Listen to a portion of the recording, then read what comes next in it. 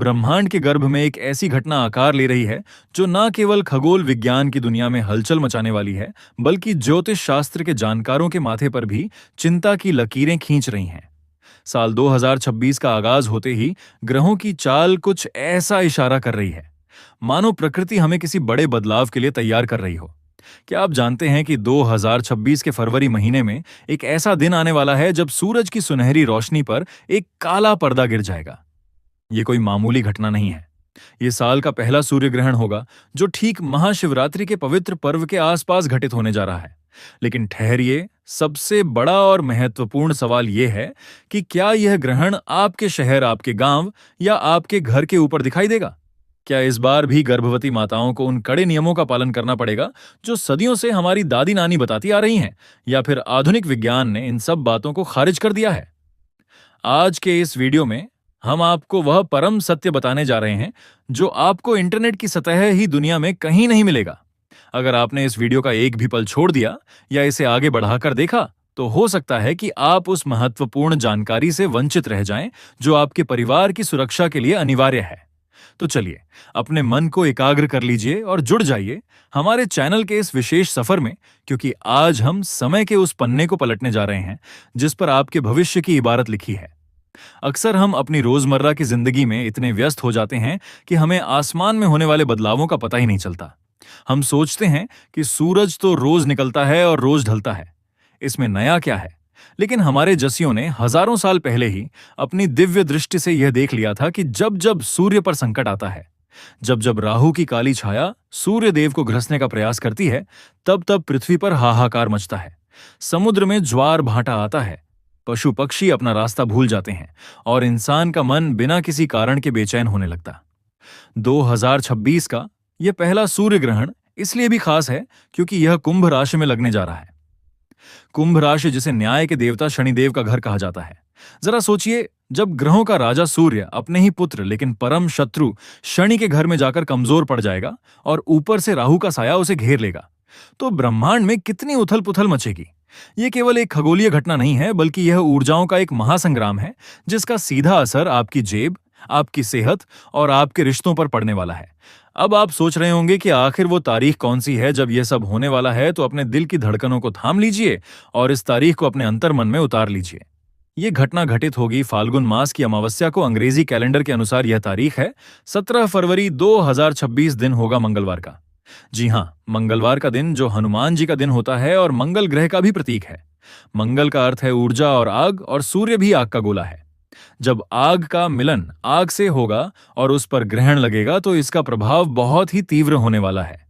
लेकिन यहां एक बहुत बड़ा रहस्य छिपा है जिसे समझना आपके लिए बेहद जरूरी है। बहुत से लोग पंचांग खोलकर बैठ गए होंगे और डर रहे होंगे कि 17 फरवरी को क्या होगा, लेकिन आपको डरने की नहीं बल्कि समझने की जरूरत है।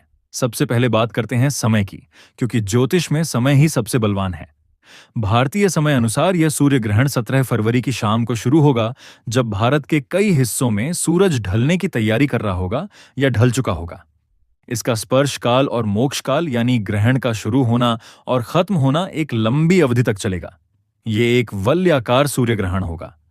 वलयाकार का मतलब है कि चंद्रमा सूरज के सामने तो आएगा, लेकिन वो सूरज को पूरी तरह ढक नहीं पाएगा।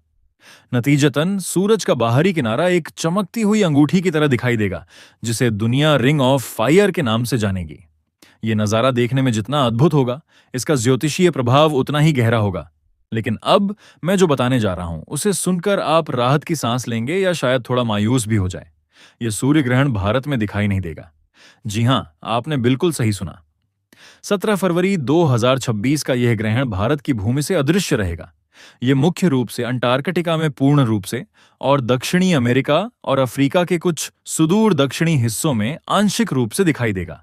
अब यहाँ एक बहुत बड़ा प्रश्न उठता है जो हर श्रद्धालु के मन में आता है कि गुरुजी, अगर ग्रहण भारत में नहीं दिख रहा है तो क्या इसका हम पर कोई असर नहीं होगा? क्या हमें सूतक के नियमों का पालन नहीं करना चाहिए? ये वो मोड़ है जहां 99% लोग गलती कर बैठते हैं। वह या तो अंधविश्वास में पड़कर बहुत ज्यादा डर जाते हैं या फिर आधुनिक बनने के चक्कर में हर नियम को तोड़ देते हैं। लेकिन हमारा चैनल पर हम आपको शास्त्र और विज्ञान दोनों का सही संतुलन बताते हैं। हमारे धर्मशास्त्र, विशेषकर निर्णय सिंधु और धर्म सिंधु साफ साफ शब्दों में कहते हैं कि जिस स्थान पर ग्रहण दृश्य नहीं होता वहीं उसका सूतक काल मान्य नहीं होता। इसका सीधा अर्थ यह है कि 17 फरवरी 2026 को भारत में मंदिरों के कपाट बंद नहीं किए जाएंगे। देवी देवताओं की मूर्तियों को स्पर्श करने पर कोई मनाही नहीं होगी और न ही आपको खाने पीने की वस्तुओं में तुलसी दल डालने की अनिवार्यता होगी। आप सामान्य दिनों की तरह पूजा पाठ कर सकते हैं, अपने दफ्तर जा सकते हैं और अपना हर काम कर सकते हैं। लेकिन और यह एक बहुत बड़ा लेकिन है जिसे आपको नजरअंदाज नहीं करना चाहिए। शास्त्रों का यह नियम सामान्य जनमानस के लिए है, लेकिन ऊर्जा के स्तर पर विज्ञान कुछ और ही कहता है। पृथ्वी एक ही है और हम सब एक ही छत के नीचे रहते हैं, जिसे हम वायुमंडल कहते हैं। जब अंटार्कटिका में सूर्य पर ग्रहण लगेगा तो वहां से निकलने वाली नकारात्मक तरंगे, जिन्हें वैज्ञानिक भाषा में रेडिएशन में बदलाव कहा जा सकता है, वह पूरी पृथ्वी के वायुमंडल में कंपन पैदा करती हैं। ये ठीक वैसे ही है जैसे तालाब के एक कोने में पत्थर फेंकने पर लहरें दूसरे कोने तक पहुंचती हैं। भले ही पत्थर वहां ना गिरा हो, इसलिए जो लोग बहुत ज्यादा संवेदनशील हैं, जो बीमार हैं, बुजुर्ग हैं और सबसे महत्वपूर्ण जो हमारी गर्भवती माताएं और बहनें हैं, उन्हें इस दौरान थोड़ा सतर्क रहने की सलाह दी जाती है। ये डरने की बात नहीं है, ये एहतियात की बात है। जैसे हम बारिश ना होने पर भी बादल देखकर छाता साथ रख लेते हैं, वैसे ही ग्रहण ना दिखने पर भी हमें कुछ सावधानियां बरत लेनी चाहिए। गर्भवती महिलाओं के लिए यह समय विशेष ध्यान देने योग्य होता है। भले ही सूतक ना हो, लेकिन 17 फरवरी की शाम को जब ग्रहण अपने चरम पर हो तो गर्भवती महिलाओं को कोशिश करनी चाहिए कि वे घर से बाहर ना निकलें। विशेषकर खुले आसमान के नीचे जाने से बचें।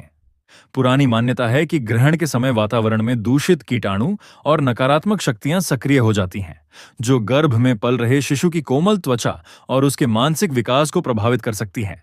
इसलिए हमारे बुजुर्ग कहते थे कि ग्रहण के समय गर्भवती महिला को काटना, सिलना या किसी भी धारदार चीज का इस्तेमाल नहीं करना चाहिए। इसके पीछे का मनोवैज्ञानिक कारण यह है कि मां का मन उस समय पूरी तरह शांत और सात्विक रहना चाहिए। अगर मां हिंसक कार्यों में या काटने छांटने में व्यस्त रहेगी तो उसका असर बच्चे के स्वभाव पर पड़ सकता है। इसलिए आप उस समय अपने कमरे में आराम से बैठे और मन ही मन भगवान कृष्ण के बाल रूप का ध्यान करें या फिर अपने इष्ट देव का मंत्र जाप करें। अब बात करते हैं कुंभ राशि और अन्य राशियों पर इसके प्रभाव की। जैसा कि मैंने पहले बताया, ये ग्रहण कुंभ राशि में लग रहा है। कुंभ वायु तत्व की राशि है और इसके स्वामी शनि हैं।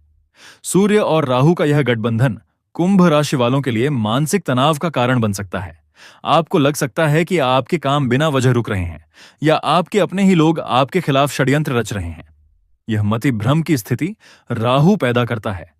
राहु का काम ही है धुंध पैदा करना। आपको वह चीजें दिखें जो असल में है ही नहीं।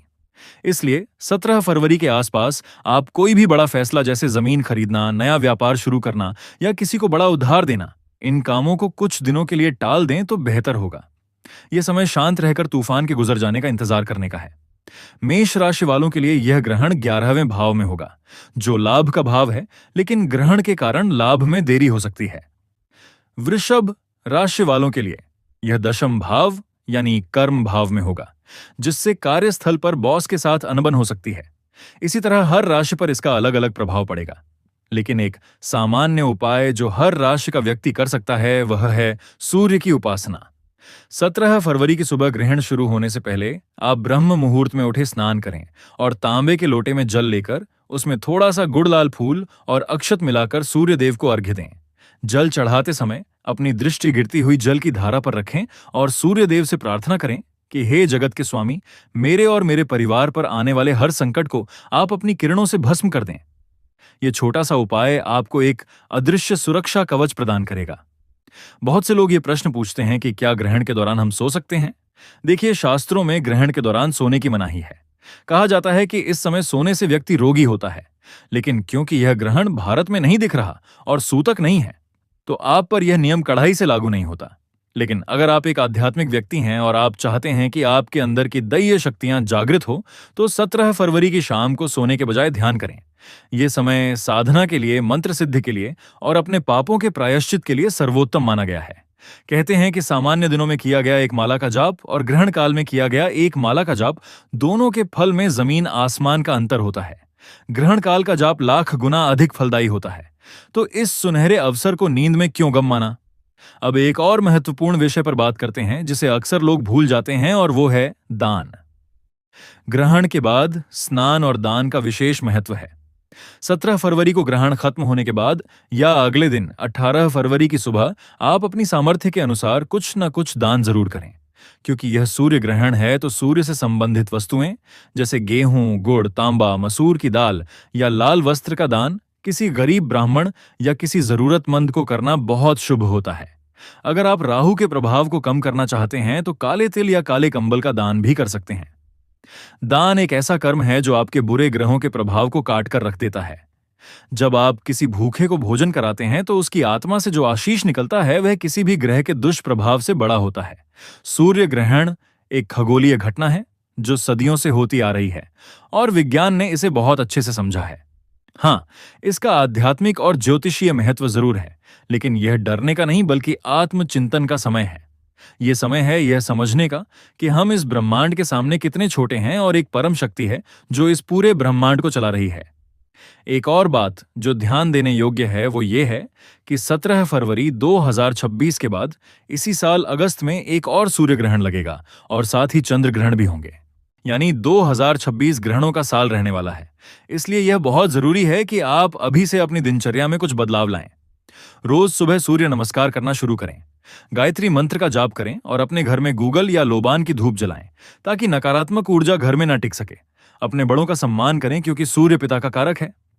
अगर आप अपने पिता का सम्मान नहीं करते तो आप कितने भी जल चढ़ा लें, सूर्य देव प्रसन्न नहीं होंगे और अगर आप अपने कर्मचारियों या गरीबों को सताते हैं तो शनिदेव कुपित हो जाएंगे। इसलिए अपने कर्मों को सुधारना ही सबसे बड़ा उपाय है। तो निष्कर्ष के तौर पर 17 फरवरी 2026 को पड़ने वाला सूर्य ग्रहण भारत में दृश्य नहीं है और ना ही इसका सूतक काल मान्य है, लेकिन सावधानी और श्रद्धा में ही सुरक्षा है। गर्भवती महिलाएं थोड़ा सतर्क रहें, बाकी सभी लोग सामान्य रूप से अपना जीवन व्यतीत करें, लेकिन मन में ईश्वर का स्मरण बनाए रखें।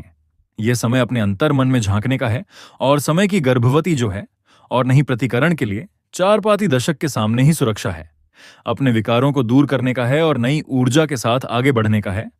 हम उम्मीद करते हैं कि इस वीडियो ने आपके मन से ग्रहण से जुड़े हर डर और हर शंका को दूर कर दिया होगा। तो प्रिय भक्तों, आपको यह वीडियो कैसा लगी हमें कमेंट में जरूर बताएं।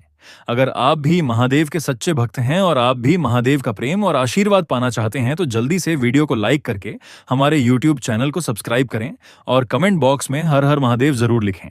दोस्तों, यह तमाम जानकारी जनरुचि को ध्यान में रखकर दी जा रही है। ज्योतिष और धर्म के उपाय और सलाहों को अपनी आस्था और विश्वास पर आजमाएं। वीडियो का उद्देश्य मात्र आपको बेहतर सलाह देना है। इस संदर्भ में हम किसी प्रकार का कोई दावा नहीं करते हैं।